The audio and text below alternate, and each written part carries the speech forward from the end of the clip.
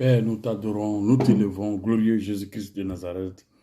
Toi qui es tout-puissant, toi qui es tout-puissant, Jésus-Christ de Nazareth, toi qui es assis à la droite du Père, toi qui détiens les clés de la mort de celui des morts, toi qui as la clé de David, qui ouvre et personne ne pourra fermer, qui fait personne ne pourra ouvrir, toi à qui tout pouvoir est donné dans les cieux, sur terre, dans les eaux, toi qui es le Seigneur des seigneurs, le roi des rois, toi qui es le Dieu d'amour, de charité, de justice, toi qui es le Dieu de compassion, de miséricorde, toi qui es doux et humble de cœur, Jésus-Christ de Nazareth, Seigneur, toi qui as le nom qui est au-dessus de tout nom, à la confession duquel tout genou fléchit dans le ciel, sur terre. Père, ce matin, nous te disons merci, nous te remercions, nous te bénissons, nous t'élevons, nous t'honorons parce que tu es digne de gloire, tu es digne d'honneur, tu es digne d'élévation. Et nous te disons encore merci pour tout ce que tu fais au nom tout-puissant, Seigneur Jésus-Christ de Nazareth. Amen. Père, nous te demandons, Seigneur, ce matin, Seigneur, de découvrir ces lieux de ton sang, purifie totalement ces lieux de ton sang précieux, ton sang qui détruit les œuvres du diable, et que, Seigneur, tu devais ton feu et ta lumière en ces lieux, en ce que ces lieux soient totalement sécurisés. Que ton bouclier de feu et de lumière descende dans ces lieux, à ce que tout esprit qui n'est pas de toi, tout esprit qui ne confesse pas ton nom, Jésus-Christ de Nazareth, tout esprit qui ne te reconnaît pas en tant que Messie venu en homme sur terre, tout esprit de perturbation et de distraction soit chassé de ces lieux qui ne revient plus jamais. Père, prends le contrôle total, Seigneur, de mes pensées, prends le contrôle de ma parole, prends le contrôle de mes actions, et que tout soit fait ici selon ta volonté, tes désirs et tes souhaits. Et que, Père, que tu enseignes ton peuple à travers moi, ton humble serviteur, le plus petit des serviteurs. Que, Seigneur, que tu enseignes ton peuple et que ta parole touche le cœur de tes enfants afin qu'ils viennent à toi. Afin qu'ils viennent à toi. Afin qu'ils viennent à toi, glorieux Jésus-Christ de Nazareth. Dieu de l'impossible. Appelle tes enfants à toi à travers ce message et que tout soit fait selon ta volonté. À ton puissant nom, Seigneur Jésus-Christ de Nazareth. Amen. Soyez bénis, enfants de Dieu. Soyez bénis, peuple de Dieu. Soyez bénis, soyez plus que vainqueurs. Soyez plus que vainqueurs parce que vous savez que celui qui est en nous est plus grand que celui qui est dans le monde. Parce qu'il nous entend aimer. Soyez plus que vainqueurs, Emmanuel. Dieu est avec nous. Et je vous dis aussi, Hosanna Jésus-Christ de Nazareth. Béni soit celui qui vient au nom tout-puissant Seigneur Jésus-Christ de Nazareth. Je suis Stéphane Babli, du ministère Hosanna Jésus-Christ de Nazareth. Je suis le humble serviteur de notre Seigneur Jésus-Christ de Nazareth. Soyez encore bénis. Le thème que je voulais aujourd'hui partager avec vous, le message que Dieu a révélé aujourd'hui, c'est pourquoi Dieu a créé les démons. Pourquoi Dieu a créé le monde des ténèbres. C'est Jésus qui crée tout. Pourquoi il a créé le monde des ténèbres? C'est-à-dire, quand je parle du monde des ténèbres, je parle de Lucifer, Satan et son armée. Parce que l'armée de Lucifer, Satan est en deux groupes. Il y a l'armée visible, qui sont les satanistes et les sorciers. Et il y a l'armée invisible, qui sont tout esprit impur, à part des anges sataniques jusqu'à tout esprit impur. Voilà. Tous ces esprits sont des esprits impurs, de Lucifer, Satan et tout son groupe. Donc, voici l'armée des ténèbres. Maintenant, l'armée du Christ. L'armée du Christ aussi est aussi en deux parties. Il y a l'armée visible, l'armée invisible. L'armée visible, c'est les chrétiens, les serviteurs de Dieu. Voilà. Les chrétiens, et parmi les chrétiens, il y a les élus. C'est-à-dire, tout cela, c'est les chrétiens. Il y a les chrétiens et l'armée invisible, c'est les anges saints, les anges de Dieu, les anges saints et tout esprit qui sert Jésus-Christ de Nazareth, qui travaille pour le Seigneur Jésus-Christ de Nazareth. Ça, c'est l'armée de notre Seigneur Jésus-Christ de Nazareth.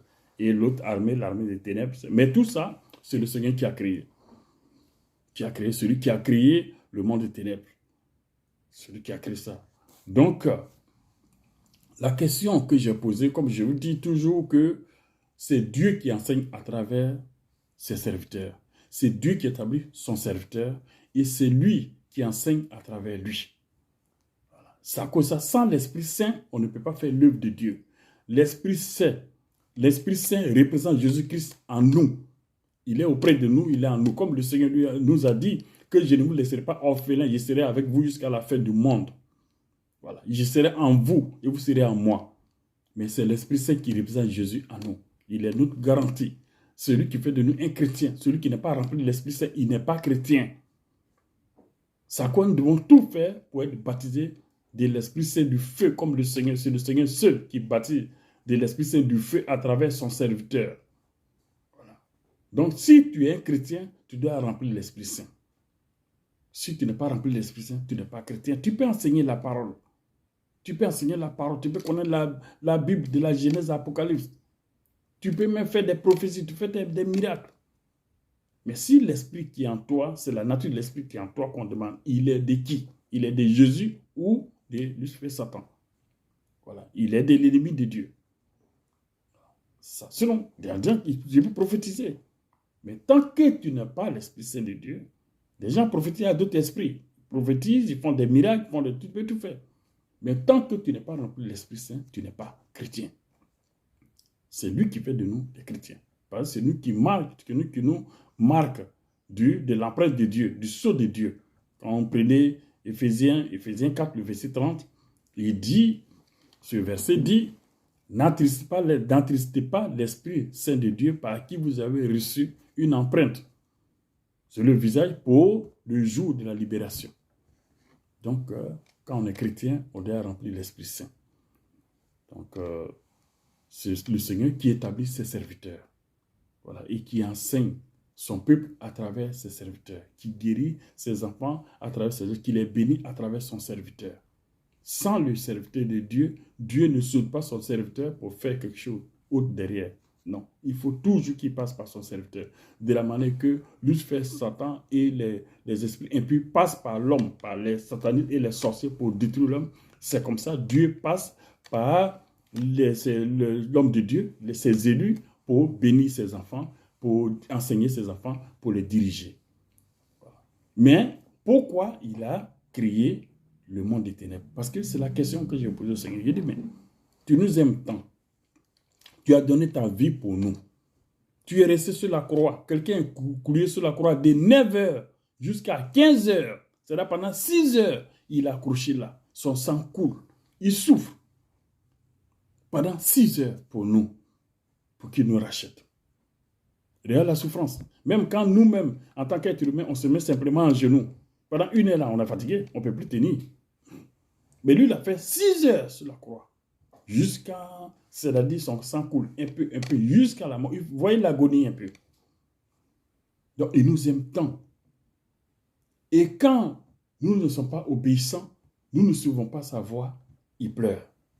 Il souffre. C'est comme un père.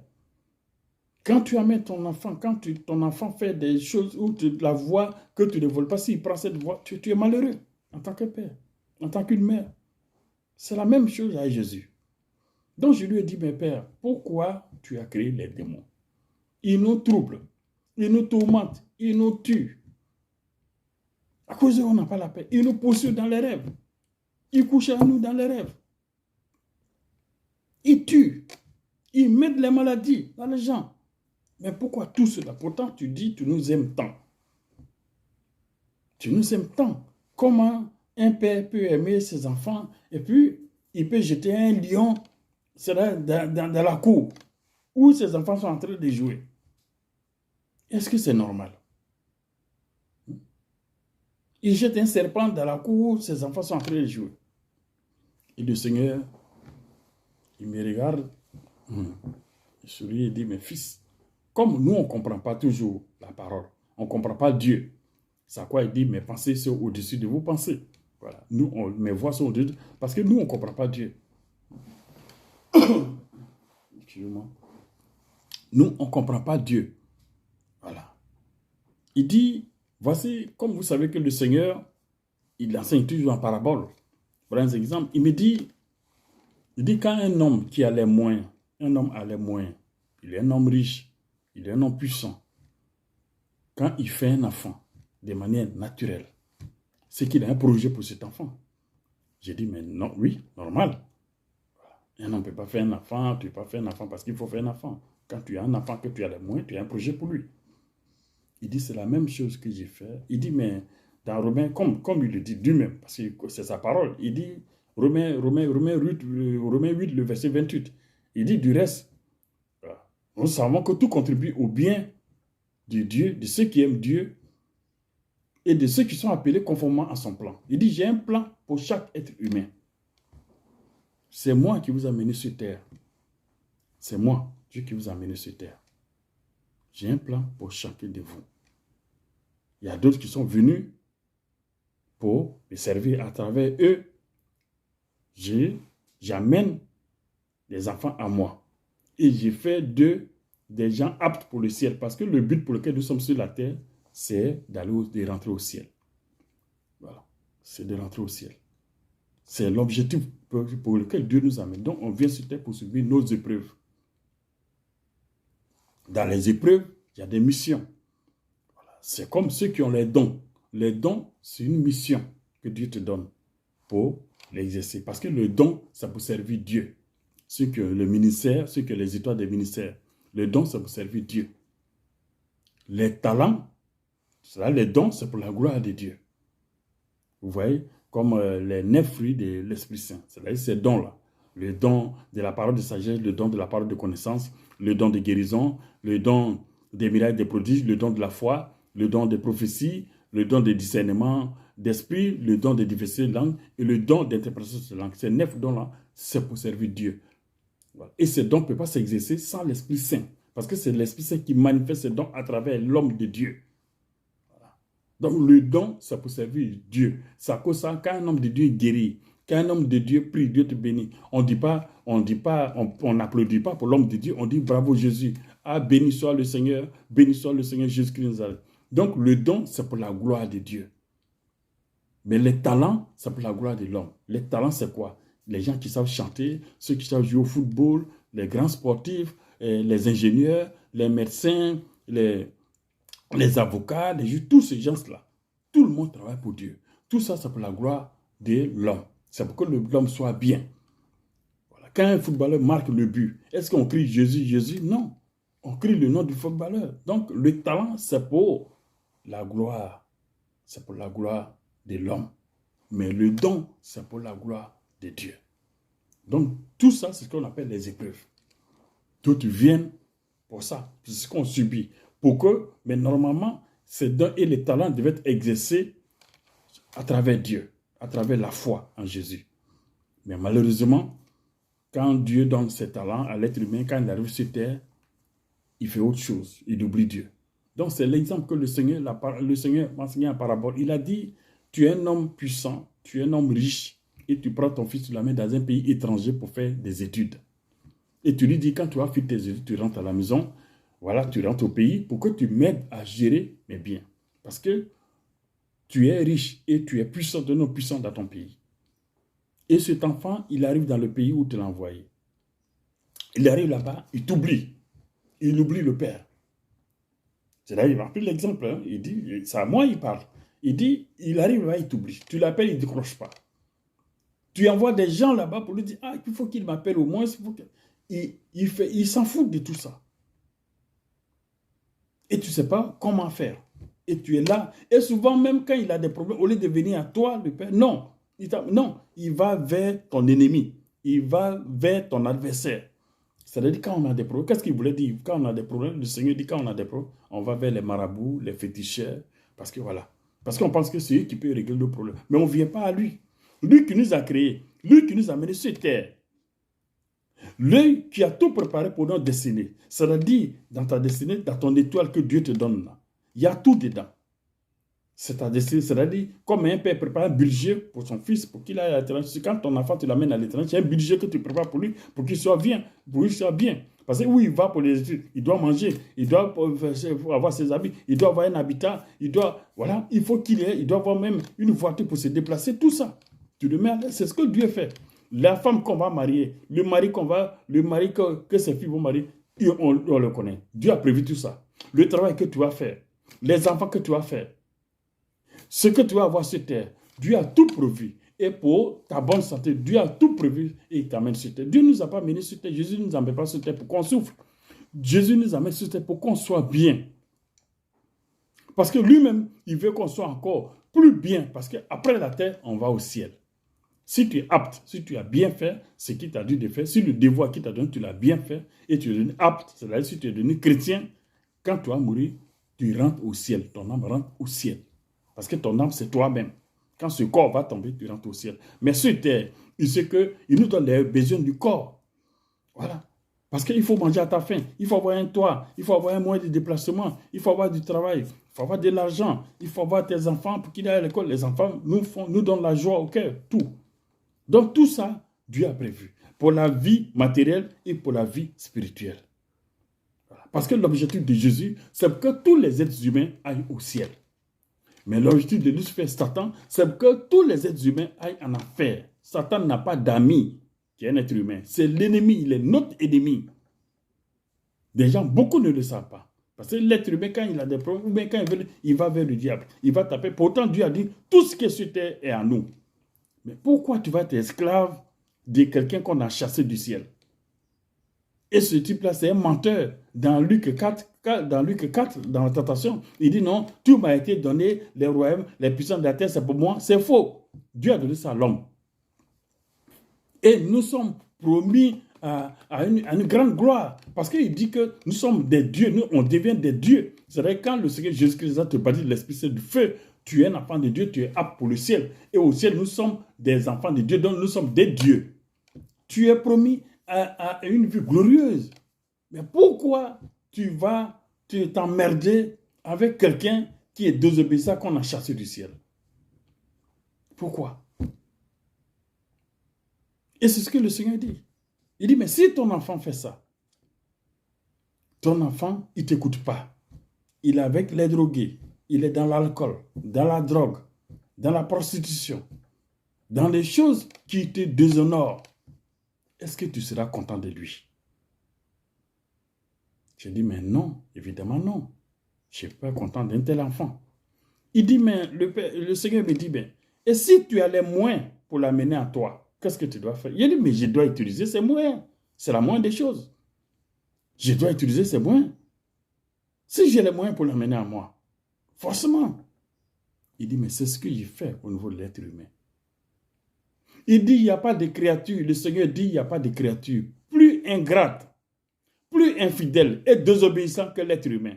Et souvent même, le Seigneur dit qu'il regrette même d'avoir créé l'être humain.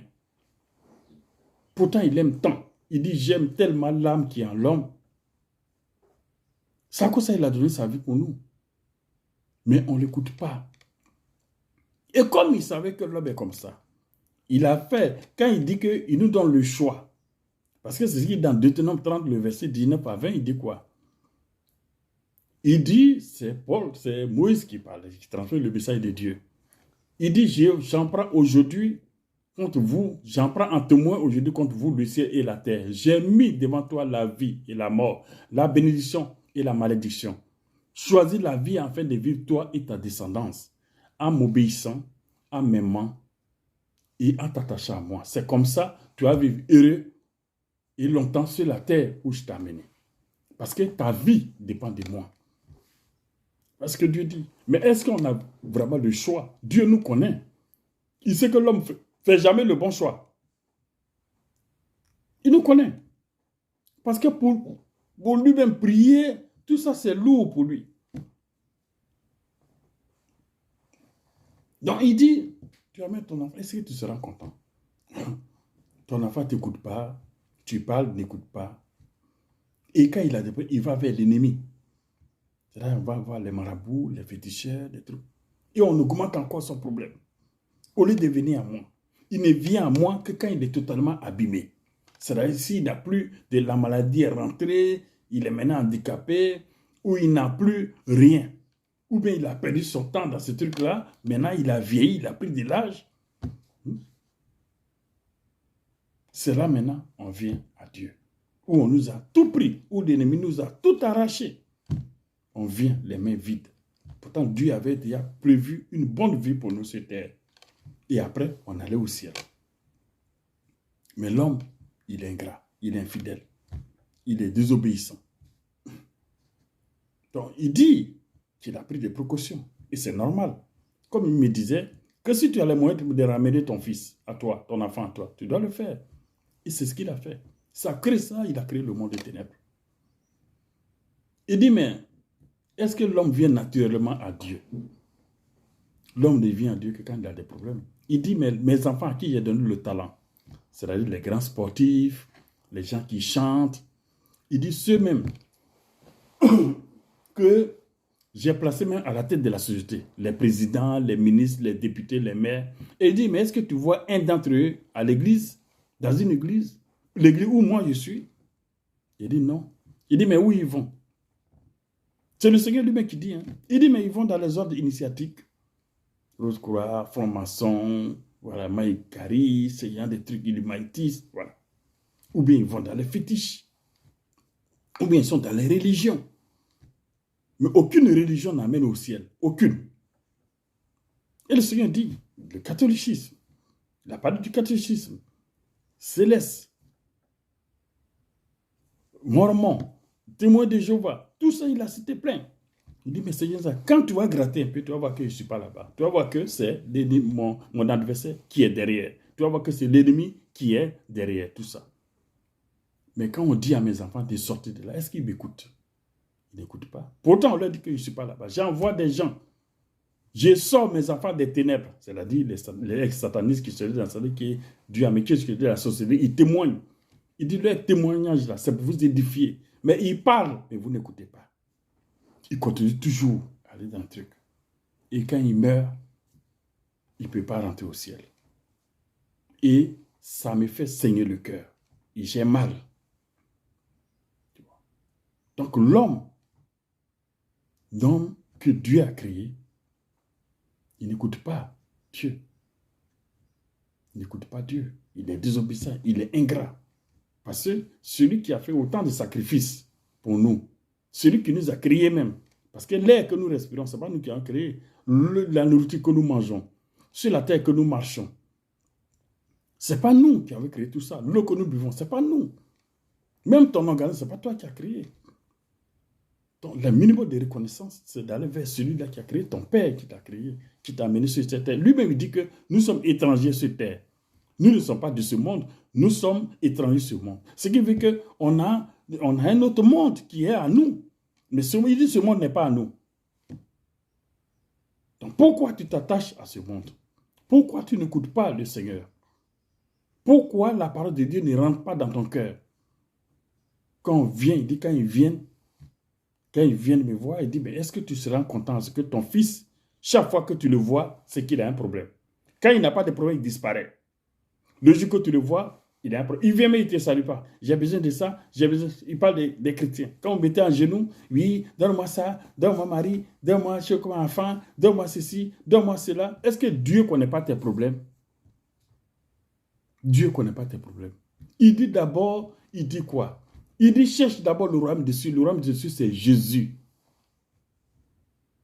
Quand tu prends Luc 17, par le verset 20, il le dit. Quand les épris lui ont demandé, mais tu dis le royaume de Dieu va venir, il dit le royaume de Dieu ne vient pas comme quelque chose qui descend. C'est moi qui suis le royaume de Dieu. Il dit, cherchez d'abord le royaume de Dieu. Et la justice, c'est de mettre en pratique les commandements de Dieu, la parole de Dieu. Et ça, c'est juste de ne pas faire du mal à quelqu'un. Aime ton prochain comme toi-même. Voilà ce que le Seigneur dit. C'est simple. Mais on ne cherche pas Dieu, mais on cherche d'abord les possessions. Pourtant, il dit qu'il faut me trouver. C'est moi qui donne ce que tu cherches. C'est moi qui donne l'argent. C'est moi qui donne le mari. C'est moi qui donne santé. C'est moi qui donne enfant. C'est moi qui donne travail. C'est moi qui donne papier. Mais non, on ne cherche pas ça. Mais quand on vient, non, donne-moi ça d'abord. C'est-à-dire, tu ne cherches même pas celui qui est la source de la chose. Mais tu cherches seulement la chose. La possession. C'est à cause ça, on va de l'église à l'église, de l'église à l'église. On va ici, on est devenu des touristes. On ne peut pas se stabiliser. C'est lui, il dit, c'est lui qui donne tout. C'est lui qui connaît nos problèmes plus que nous-mêmes. Il dit, je connais vos problèmes plus que vous-même. Et vous n'êtes pas obéissant. Donc, c'est moi qui ai créé ceux-là. Pour qu'ils apprennent à moi. Et c'est bon, ce qu'il dit est vrai. Si ton enfant rentre dans la drogue, ton enfant rentre dans la drogue, ton enfant rentre dans l'alcool, dans les mauvaises choses, si tu as les moyens pour l'amener à toi, tu dois le faire. Et c'est ce que Dieu fait. Ce n'est pas par méchanceté, c'est parce qu'il nous aime. Le Seigneur fait cela parce qu'il nous aime. Parce qu'il nous aime. C'est parce qu'il nous aime qu'il a accepté qu'on le cloue sur la croix. Il savait qu'on devait le crucifier. Il savait qu'il devait souffrir. Mais il l'a fait pour nous. Donc c'est normal qu'il nous éduque avec le fouet. Parce qu'on n'écoute pas. C'est normal. C'est à cause de ça qu'il a créé les démons. Qui vient à Dieu sans problème? Nous tous, on est venus à Dieu. Avec les problèmes, c'est les problèmes qui nous ont amenés à Dieu. C'est les problèmes qui amènent l'homme à Dieu. Donc ne soyez pas surpris pour dire que non, il y a des sorciers, il y a des... Oui, c'est Dieu qui les a créés. C'est lui qui les a créés. Et c'est lui, non seulement qui les a créés, mais c'est lui encore qui a donné l'ordre à ces démons-là que tous ceux qui ne sont pas mes enfants, vous pouvez les tuer, vous pouvez les manger. Parce que le monde des ténèbres se nourrit de la chair humaine et du sang humain. Vous pouvez les tourmenter. C'est lui qui a donné l'ordre. Et ça est dans la parole de Dieu. Ça est dans la parole de Dieu. Donc, sans ces démons, on ne viendra jamais à Dieu. On ne viendra jamais à Dieu. L'homme n'allait pas venir à Dieu, ça les démons. Vous voyez, il me dit, voici ce qu'il me dit. Il dit, tous ceux que j'ai amené dans l'église, il dit, ça fait, je te donne l'autorisation de commencer l'église en 2020. J'étais formé de 2015 à 2020. Après, je t'ai dit, tu peux maintenant prier pour tes frères et tes sœurs. Mais tous ceux qui sont venus ici, il y a des gens qui étaient fous. Ils sont venus dans l'église, je les ai amenés ici. Il y a des gens qui n'avaient pas leur papier. Et on leur a même écrit de sortir du territoire français. Ils sont venus ici. Pendant des années, ils n'ont pas leur papier, leur vie était bloquée. Il y a des gens qui n'avaient pas d'enfants. Il y a des gens qui étaient malades depuis des années. Il y a des gens qui étaient dans la sorcellerie. Tous ceux que j'ai amenés là, leur problème n'a pas été réglé. La majorité, ceux qui ont eu le temps, ceux qui sont assis, qui ont eu le temps d'écouter, tous leurs problèmes ont été réglés. Par exemple, 98%, leurs problèmes ont été réglés, tous. Mais où ils sont aujourd'hui, la majorité, la plupart où ils sont aujourd'hui, la plupart, la grande partie, là, ceux qui étaient venus tous pour leurs problèmes qui avaient, où ils sont aujourd'hui. Il dit, ah, mais ils sont partis. Il dit, mais est-ce que c'est toi qui les avais amenés ici? Il dit, non. Est-ce que moi j'ai un pouvoir? S'il y avait ce pouvoir pour rendre les gens heureux, mais j'allais rester chez moi en Afrique. Donc c'est toi qui les amènes. C'est toi qui les as amenés ici. Voilà. C'est pas moi, c'est toi qui les as amenés ici. Il dit, bon, quand ils sont partis là, c'est toi ils fuient ou bien c'est moi? Je dis, ah, mais est-ce que c'est moi qui les avais amenés pour qu'ils me fuient? C'est toi ils fuient. Parce que le Seigneur dit. Il dit, mais tu vois, tous ces gens, ils ne sont pas là. C'est quoi je dis?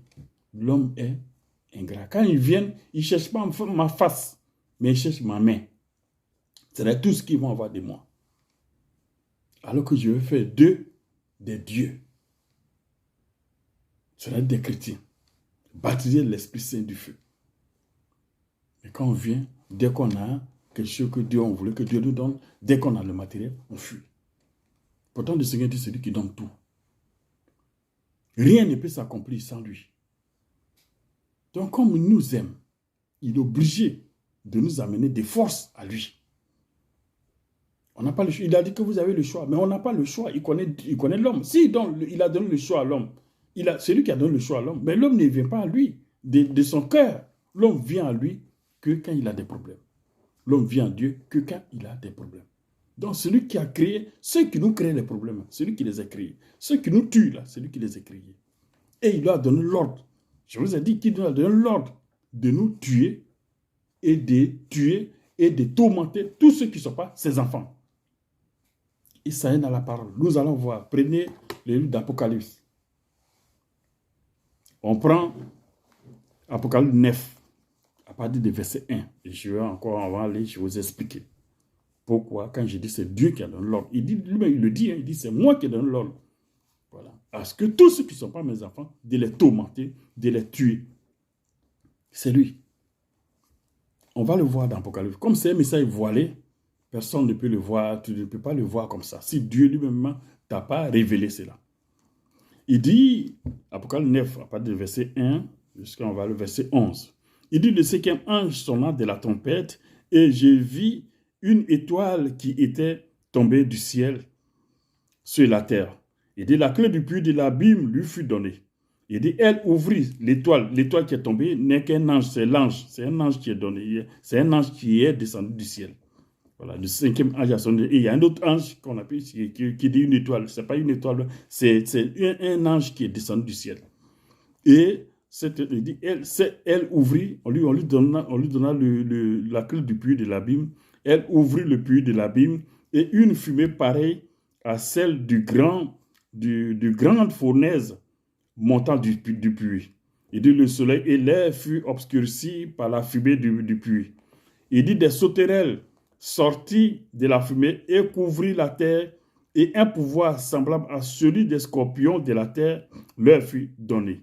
Mais les sauterelles dont il parle là, c'est quoi? On va aller au verset... Bon, on va finir d'abord. Oui, on va finir, c'est un peu mieux. Donc, oui, il dit celui des scorpions. Il dit les sauterelles, mais ces sauterelles qui sont sorties du puits, est-ce que c'est vraiment des sauterelles comme les insectes qu'on voit, ou bien c'est autre chose? Voici ce que la parole de Dieu dit. À partir du verset 7, il dit, ces sauterelles ressemblaient à des chevaux préparés pour le combat. Et elles avaient sur la tête comme une couronne d'or. Et leur visage était pareil à celui d'un homme. Est-ce que les sauterelles peuvent avoir le visage d'un homme? Non. Elles avaient des cheveux semblables à des cheveux de femmes. Et leurs dents étaient comme celles des lions. Leur poitrine était comme une cuirasse de fer et le bruit de leurs ailes ressemblait à celui des chars tirés par plusieurs chevaux qui courent au combat. Il dit, elles avaient des queues armées de dards comme les scorpions, et c'est dans leur queue que se trouvait leur pouvoir de faire du mal aux hommes durant 5 mois. À leur tête, elles avaient comme roi l'ange de l'abîme, appelé en hébreu Abaddon et en grec Apollyon. Donc vous voyez, ces sauterelles-là sont des démons. Voilà, c'est ce que j'appelais tout à l'heure le monde des ténèbres. C'est là l'armée invisible de Lucifer, c'est des démons. C'est des démons, c'est là les esprits impurs. Donc, on revient au verset 3. Il dit, des sauterelles sorties de la fumée et couvrirent la terre, et un pouvoir semblable à celui des scorpions de la terre leur fut donné. Il dit, elle reçut l'ordre. On parle maintenant. Ça, c'est la partie la plus importante. Elle reçut l'ordre. Ces sauterelles ont reçu l'ordre de ne pas faire de mal à l'herbe de la terre, ni à aucune verdure, ni à aucun arbre, mais seulement aux hommes qui n'avaient pas l'empreinte de Dieu sur leur front. Normalement, qu'est-ce que les sauterelles mangent? Voilà, s'ils n'ont pas l'empreinte de Dieu sur leur front. Voilà. Il dit, il leur fut permis non seulement de les tuer, mais de les tourmenter pendant 5 mois. Vous savez, dans le livre, dans 2 Pierre 3, le verset 8, le Seigneur dit qu'un jour au plan spirituel, ça correspond à 1000 ans humains. Donc 5 mois là, on peut comparer un jour au plan spirituel, ça correspond à 1000 ans sur la terre. Donc ça fait des milliers d'années, 5 mois là. Voilà.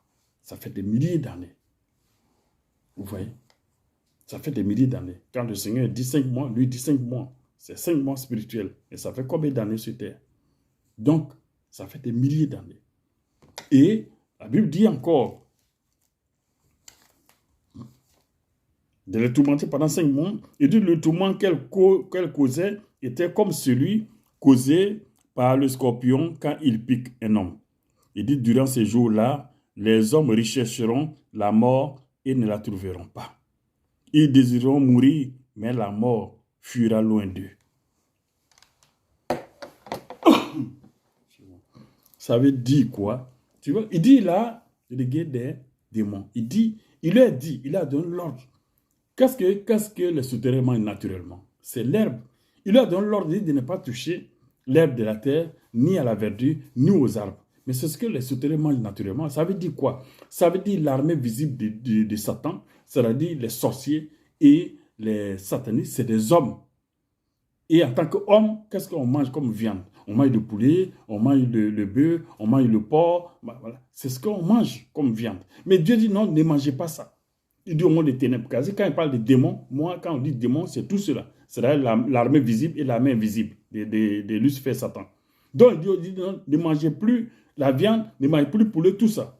Mais tous ceux qui n'ont pas l'empreinte de Dieu sur leur visage. On revient encore au verset 4. Il dit, elle reçut l'ordre de ne pas faire de mal à l'herbe de la terre, ni à aucune verdure, ni à aucun arbre, mais seulement aux hommes qui n'avaient pas l'empreinte de Dieu sur leur front.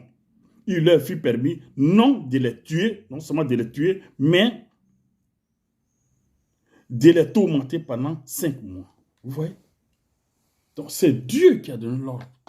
Et vous savez très bien qu'un enfant de Dieu doit avoir l'empreinte de Dieu sur son visage. Quand tu es baptisé de l'Esprit Saint du feu, tu as cette empreinte parce que c'est l'Esprit Saint qui met ce sceau-là sur notre visage. Comme il est dit dans Éphésiens 4, le verset 30, il dit « N'attristez pas l'Esprit Saint de Dieu par lequel vous avez reçu une empreinte sur votre front pour le jour de la libération. » Éphésiens 4, le verset 30. Vous voyez? Donc, c'est l'Esprit Saint qui met une empreinte sur notre visage et on est reconnu en tant que chrétien, qui met le nom de Christ sur notre visage, toute une étoile sur le visage. Voilà. Donc, vous voyez comment le Seigneur dit. Donc, il dit, c'est les démons, c'est moi qui les... Et je leur ai donné ordre que tous ceux qui ne veulent pas devenir mes enfants, tous ceux qui sont rebelles, c'est-à-dire quand tu ne veux pas devenir chrétien, je dis, tu es un rebelle. Tu es un rebelle. Voilà. Et les rebelles, tous ceux qui sont rebelles sont maudits automatiquement.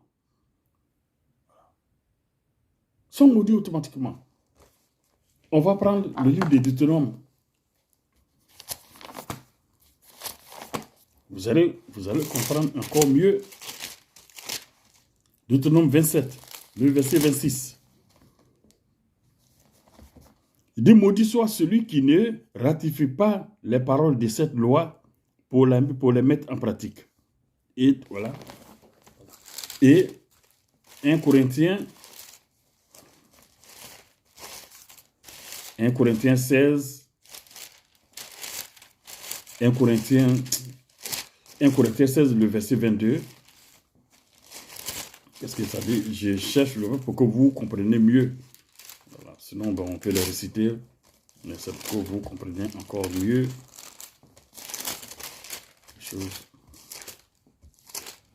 1 Corinthiens 16, le verset 22. Il dit, si quelqu'un n'aime pas le Seigneur Jésus-Christ, qu'il soit maudit. Vous voyez? Donc, quand quelqu'un ne connaît pas Christ, quand quelqu'un n'est pas chrétien, automatiquement la malédiction est sur lui. Et je le dis toujours que les malédictions de Dieu sont pour toutes les créatures humaines qui ne sont pas enfants de Dieu. C'est-à-dire toutes les créatures humaines sont pour ceux qui ne sont pas désobéissants. Ceux qui sont dans le péché, tous ceux qui sont dans le péché, qui sont désobéissants, automatiquement, que tu pries Dieu ou pas, automatiquement ces malédictions-là sont sur toi. Voilà. Mais les bénédictions de Dieu sont pour les enfants de Dieu. Mais les malédictions sont pour ceux qui sont désobéissants. De fait, Satan, l'ennemi de Dieu, il est maudit. C'est la créature qui est maudite. Dieu est béni pour l'éternité. Donc, celui qui est avec Dieu est béni. Celui qui est avec Jésus est béni. Celui qui est avec Lucifer, Satan, est maudit. Et quand tu es maudit, c'est la malédiction. Donc, vous voyez, il dit, il a donné l'ordre. Vous voyez comment c'est dangereux. Comment il est important de devenir chrétien. Vous voyez comment il est vraiment important de devenir chrétien.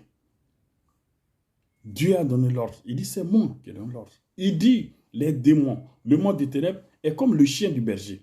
Vous voyez le chien du berger.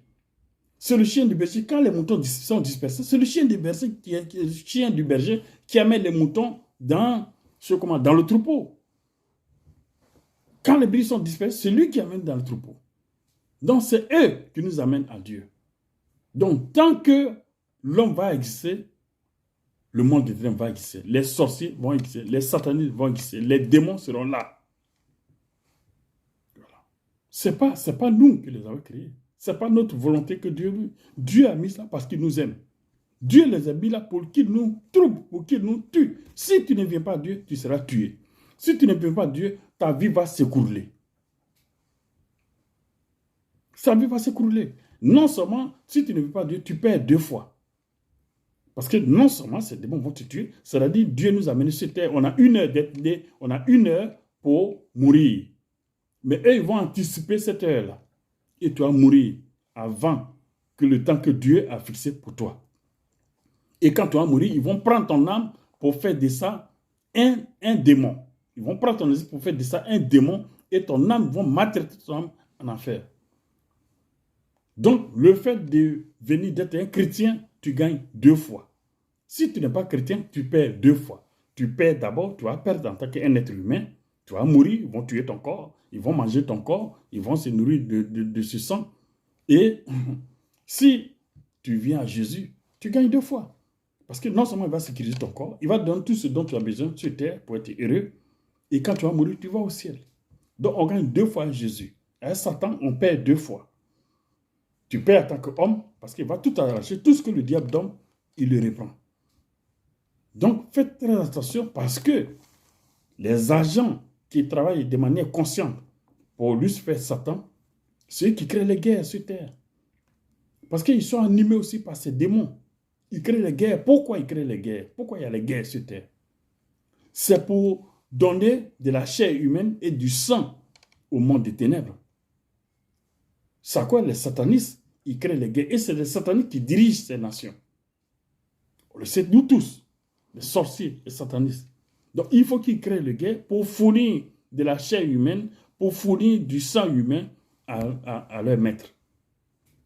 C'est à cause de ça, quand tu n'es pas un chrétien, ta vie est en danger. Ta vie est en danger. À cause de ça, nous sommes obligés de devenir chrétiens. Dieu, il nous oblige. Il nous a dit qu'il nous a donné le choix, que tu as le choix de le louer, mais au fond, quand tu vois, on est obligé. Parce que c'est ceux-là qui nous obligent à venir à lui. Sinon, sans ceux-là, si on n'a pas de problème, l'homme s'en fout de Dieu. Il dit, il faut voir tous ceux à qui il a donné le talent. Il dit, d'autres même quittent là et ils vont se marier dans la synagogue de Satan. Des gens à qui il a donné le talent. Des footballeurs, des musiciens, des gens à qui Dieu a donné le talent. Au lieu de venir à Dieu, non. Quand l'homme a l'argent, il va vers le diable. Quand l'homme a l'argent, il va toujours taper à la porte du diable. Il s'en fout de Jésus. Souvent même, il dit que non. Souvent même, quand ils ont l'argent, il dit les gens qui vont les gens qui vont à l'église, il dit, mais c'est des paresseux. C'est parce qu'ils n'ont rien à faire qu'ils vont à l'église. Alors que souvent, mais ces gens-là, c'est-à-dire les footballeurs, mais quand ils n'étaient pas encore une grande carrière, quand ils n'étaient pas encore rentrés dans un grand club, c'est des gens souvent qui dormaient à l'église. Mais dès qu'ils ont l'argent, ils fuient Dieu. Voici ce que l'être humain est. Voilà ce qu'il est. Voici pourquoi Dieu a créé ces créatures-là.